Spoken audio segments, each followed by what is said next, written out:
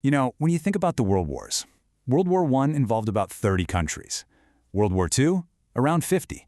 Now get this, in the current US-Iran conflict, 20 countries have already been pulled in, and that's in just 2 weeks. Things are escalating, and they're escalating fast.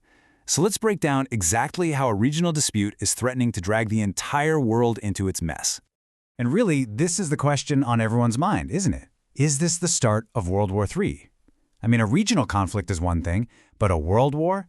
That's when you see global powers from different continents drawn into the fight. That's when you get massive economic chaos and a huge impact on civilians. And honestly, the signs are troubling, because this thing is already spreading way beyond the Middle East. Yeah, you heard that right. 20 countries in just 2 weeks.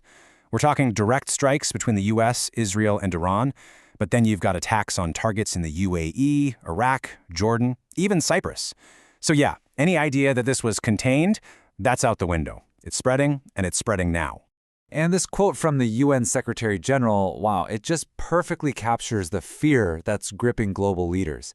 He said, this is a chain of events that nobody can control. I mean, when the head of the UN says the situation is spiraling, it suggests this thing has a momentum of its own, something that's building beyond anyone's power to hit the brakes. So, the big question is how? How did a regional conflict start sucking in the entire world? Well, to get that, you have to understand Iran's core strategy. It's a concept called horizontal escalation, and it is specifically designed to turn a local fight into a full-blown global crisis.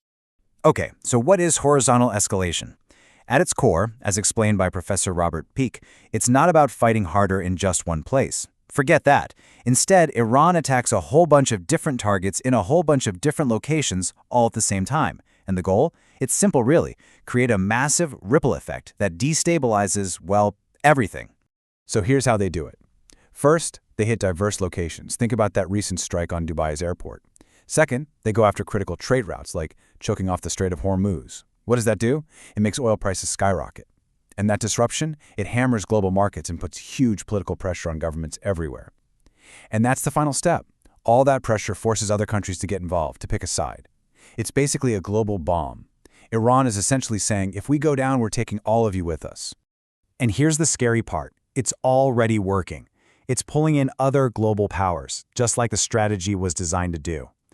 You've got Russia reportedly feeding Iran intel to target US assets.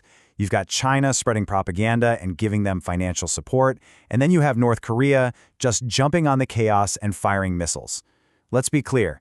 This isn't just a Middle Eastern war anymore. It has already spread across 3 continents. So, this widening web, it's creating a huge trap for the United States. Iran's strategy has basically backed America into a corner, and there are no easy ways out. And in response, the U.S. is making some incredibly powerful threats of its own. Just recently, the U.S. Air Force posted images of the B-52 bomber. You know, the big, ugly, fat fella. This thing can deliver nuclear-armed cruise missiles. And let me tell you, this is not just military posturing. It's a clear and, frankly, a terrifying signal. It's the U.S. reminding the world that in this high-stakes game, the nuclear option is absolutely not off the table. So how on earth did we get to this point? Well, you have to rewind a bit. Back in 2015, the Obama administration signed that big nuclear deal with Iran. The idea was simple. Iran limits its nuclear program, and in return, economic sanctions get lifted.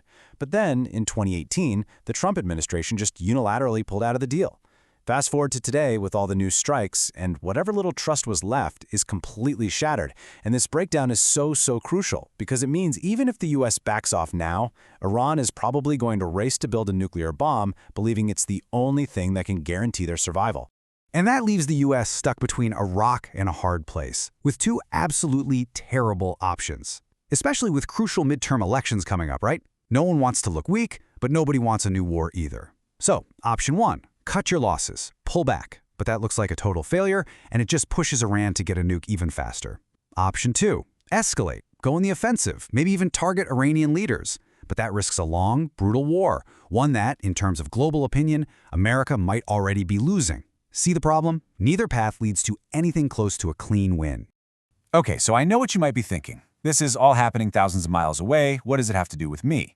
Well, remember that strategy, horizontal escalation? It is designed to bring this conflict right to your doorstep. So let's talk about the direct impact this is having right here in India.